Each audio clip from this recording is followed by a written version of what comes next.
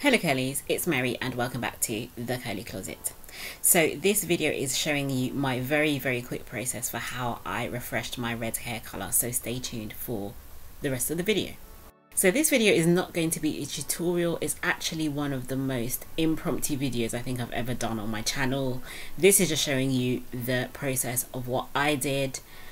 I'm not recommending this to anybody. Okay, here goes. So yes, I do not have latex gloves, I only have rubber gloves, and I just realised at this point that I have a hole in one of the fingers, but I just decided to go on anyway. I am going to use 1 jar of Manic Vampire's Kiss, and I also have a mix of a few other red and burgundy semi-permanent dyes. These dyes do not have peroxide or ammonia in them, they are just semi-permanents, so just to make that clear. And now I'm showing you what I did with my conditioner. Now, you know the last time that I dyed my hair with Manic, my hair just ran everywhere. So this time I was prepared. I've taken this Giovanni conditioner and I'm actually adding some vinegar to it. That's because I'm going to use this as a type of vinegar rinse on my hair.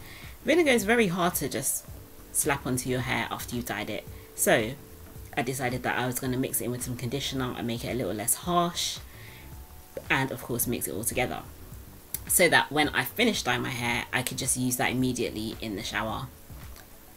Right, that's done. So now I am mixing the Manic into the other semi-permanent dyes I have. I will leave the names of them in the description box below the video, but safe to say, because they're semi-permanent, I just decided to mix them because there's not any strong chemicals to cause any chemical reactions.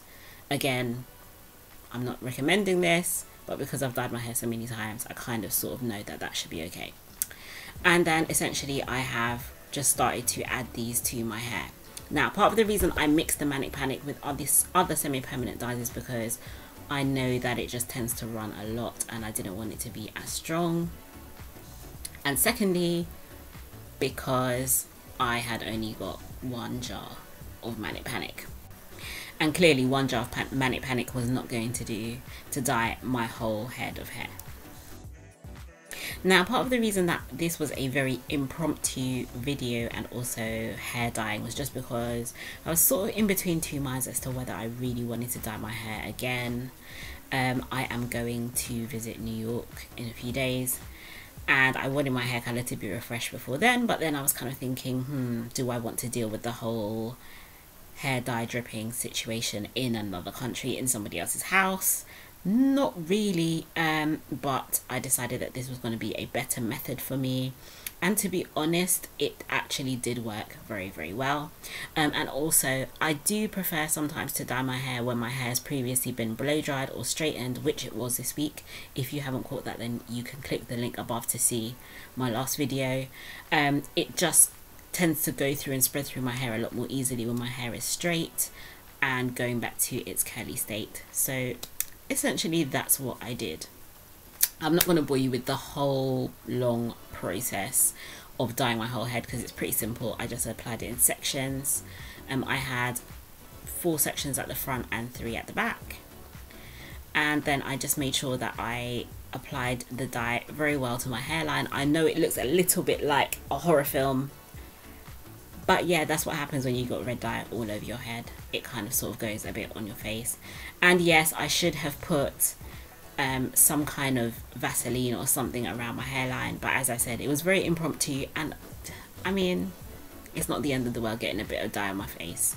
If it's semi-permanent, that's fine. So at this point, I just covered my head with a plastic bag and I let it sit for a while. To be honest, I didn't let it sit for very long. It only sat for about 15 minutes or so whilst I did my clearing up process. Yes, I had newspaper and stuff all over the floor because I didn't want it to get everywhere. And I'm just showing you a close-up here of the shampoo that I used. I used the last of my Jamaican black castor oil shampoo from Shea Moisture. The reason being that it contains apple cider vinegar. Again, the apple cider vinegar is meant to seal the cuticle and minimize dripping. And then I used the vinegar rinse, and then I used this Tresemme conditioner which contains silicones, which silicones tend to seal the hair cuticle also, again minimizing dripping. So I was a bit concerned when I saw the result because I felt like it wasn't as bright as I really wanted it to be, but it actually did brighten up a little later on. I was happy to see that I did not have pink fingers afterwards. So it seems like my hair has not been dripping at all, and it did brighten up a bit under my lights once my hair was dry. But as is usual for when I use semi-permanent dye, it doesn't come across as brightly on camera as it really is in person. So this is my hair beforehand, and this is how my hair looked afterwards. So if you see my hair looking extra bright in newer videos, then you now know why. Thank you so much for watching. If you enjoyed this video, then please give it a thumbs up below.